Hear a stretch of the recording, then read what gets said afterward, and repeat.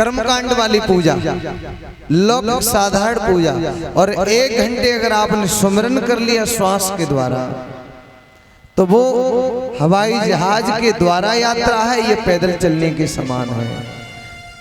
तो जितने नजदीक पहुंचना चाहते हो, भक्ति जैसे करना चाहते हो, जितनी जल्दी पहुंचना चाहते हो, तो सुमिरन।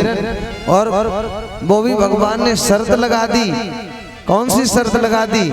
जो सुमिरन मेरो कर लेगो वो भव सागर से तर लेगो, गुरु मार्ग दियो बताए। जिसको गुरु ने मार्ग बता दिया होगा, और जिसका गुरु नहीं है जीवन में, और जिसके गुरु ने भक्ति मार्ग नहीं बताया, वो भव सागर से तर नहीं सकता। ये बात कल भी बताएगी, रोज बताऊंगा।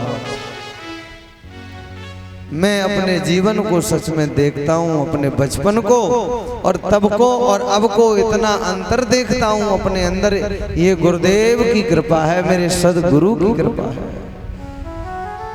मैं भटका जब बचपन, जब मैं छोटा था तब मैं ये सोचता था कि गुरु तो चाहे किसी को बना लेते होंगे, लेकिन धीरे धीरे करके पता चला मैं बहुतों के पास गया। न जानकारी तो हम सोचते कि किसी कथावाचक को ही गुरु बना लो, लेकिन नहीं। जब पता चला कि गुरु कैसा होना चाहिए तो मुझे सदगुरु की प्राप्ति हुई। जब जीवन में सदगुरु की कृपा हुई, सदगुरु जब जीवन में आए तो मैं अपने जीवन में इतना बदलाव देखता हूँ। और इसलिए जो रोगी जिस डॉक्टर से दवा लेके आता है, जैसे आपको कोई रोग है, जय जय श्री राधे,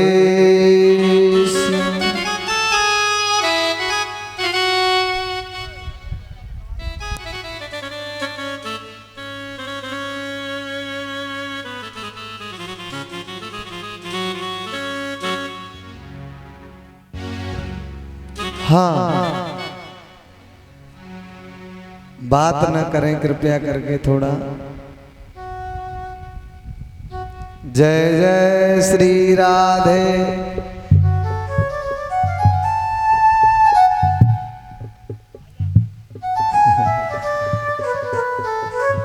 आप लोगों से ही तो हम बोल रहे हैं, हाँ।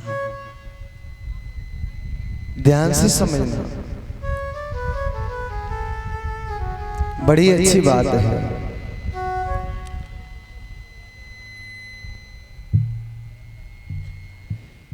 क्या कह रहा था परिषद जी में?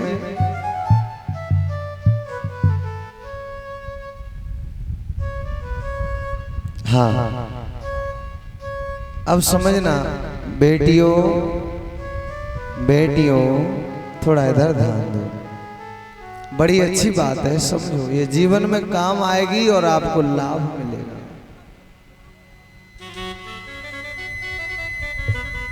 आपको लाभ मिलेगा, क्योंकि जो मैं वो बात कह रहा था कि जैसे कोई मरीज होता है और मरीज को कोई रोग हो, वो कई डॉक्टर से दवा ले चुका हो, अगर ठीक न हुआ हो, फिर कोई डॉक्टर, कोई वैद्य जीवन में ऐसा आ जाए जो उसे ठीक कर दे, तो वो उस वैद्य की महिमा गाता है और कहता है वो डॉक्टर बड़ा अच्छा है, वो वैद्य बड़ा अच्छा है जिसने मुझे ठीक कर दिया, और वो दवाई बड़ी अच्छी है। तो मैं अपने जीवन में, जो मेरे जीवन में आया है, मैंने जो अनुभव किया है छोटी सी जिंदगी में, मुझसे बहुत बड़े बड़े मेरे पिता समान मेरे चाचा ताऊ बैठे हैं। मैं उनके आगे कुछ नहीं हूँ, लेकिन इस भक्ति मार्ग पर मैंने जो छोटा सा अनुभव किया है, वो अनुभव में साझा करना चाहता हूँ। वो अनुभव ये है कि सच में अगर आप सदगुरु की शरण में जाओगे, किसी तत्ववेत्ता गुरु की शरण में जाओगे, तो जीवन अवश्य बदलेगा। और जब तक ब्रह्म ज्ञान नहीं आएगा जीवन में, व्यक्ति के जीवन में, तब तक दुनिया में शांति आएगी नहीं, चाहे कुछ भी हो जाए।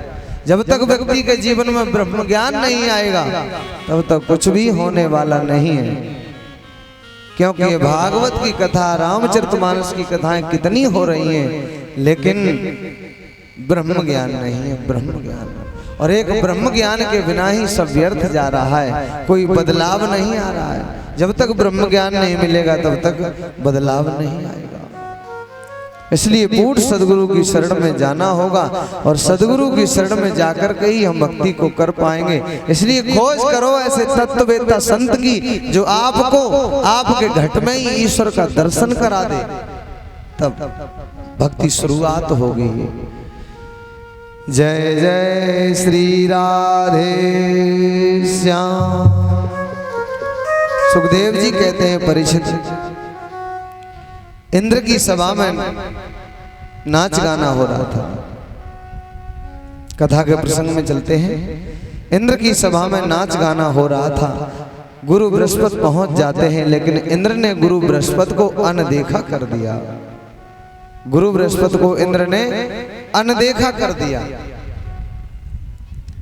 मानो देख ही नहीं पाया हो।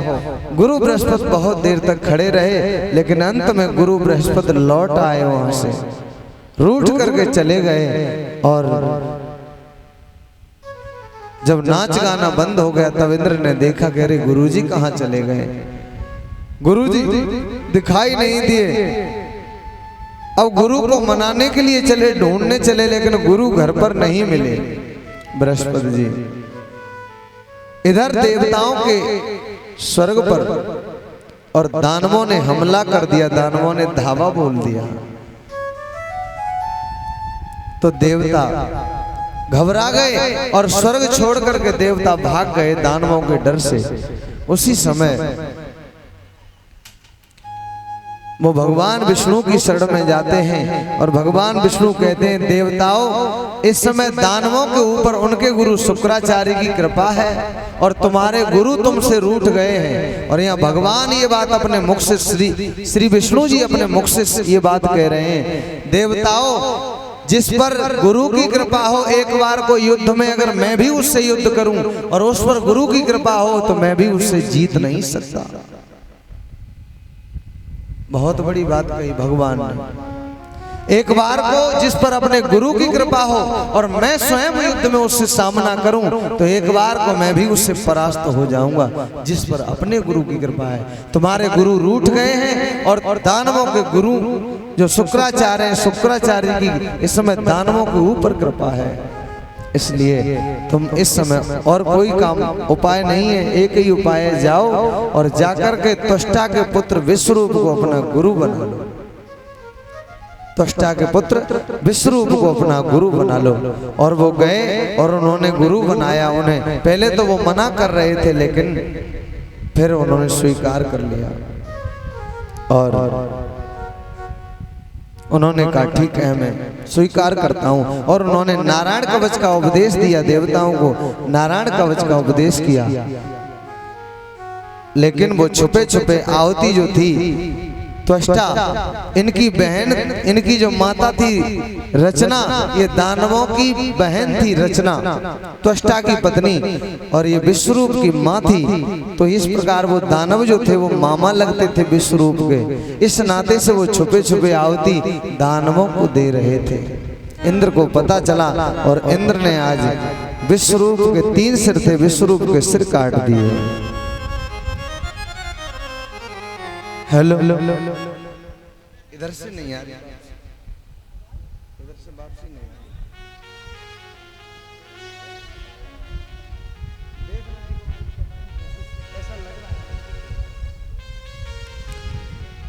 रही। विश्वरूप के 3 सिर थे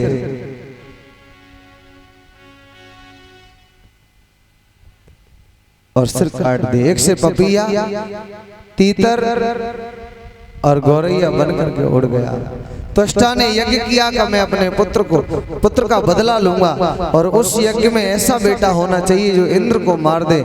लेकिन मंत्र में गड़बड़ी हो गई, इसलिए ऐसा बेटा हुआ जिसे इंद्र मार दे। और वो वृत्तासुर हुआ। और वृत्तासुर इतना बलवान था कि इसने देवताओं के छक्के छुड़ा दिए थे, इंद्र के दांत खट्टे कर दिए थे। लेकिन अंत में महस दधीच की हड्डियों द्वारा वज्र बनवाया और उसी के द्वारा वृत्तासुर का वध हुआ। ये वृत्तासुर पूर्व जन्म में चित्रकेतु नाम का राजा था। इसके 1 करोड़ रानियां थी, लेकिन बेटा नहीं था एक के भी। बाद में अंगिरा ऋषि और नारद जी की कृपा से बेटा हुआ, लेकिन वो बेटा जो था उसे छोटी वाली रानी ने जहर दे दिया। क्योंकि राजा बड़ी रानी के ही पास रहते, जब से बेटा हुआ तब से तो उन्हें जलन होने लगी बाकी की रानियों को, और छोटी वाली रानी ने पुत्र को जहर दे दिया, वो बच्चा मर गया। और जैसे ही बच्चा मरा वैसे ही राजा रानी दोनों रोने लगे।